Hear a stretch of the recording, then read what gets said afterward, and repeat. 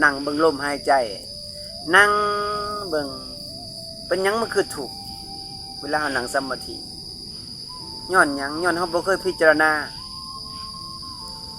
แล้วเป็นหยังเฮาคือทุกข์เพราะว่าเฮาบ่เคยเห็นอนิจจังทุกขังอนัตตาเพราะว่าธรรมะมันเป็นความจริงความจริงคือความบ่จริงซ่อนอยู่ความเที่ยงคือความบ่เที่ยงซ่อนอยู่ในความเที่ยงนั้นคือกิเลสมันซ่อนอยู่ในความดีเฮาบ่เคยพิจารณาเฮาก็เลยบ่เห็นอนิจจังทุกขังอนัตตาคือเฮาบ่ยอมรับความจริงความจริงคือความบ่จริงถ้าเฮายอมรับตัวนี้ได้ทุกอย่างเฮาก็ปล่อยวางเฮาก็เห็นความบ่เที่ยงอันที่แท้จริงคือธรรมะมันอยู่ซ้ำนี่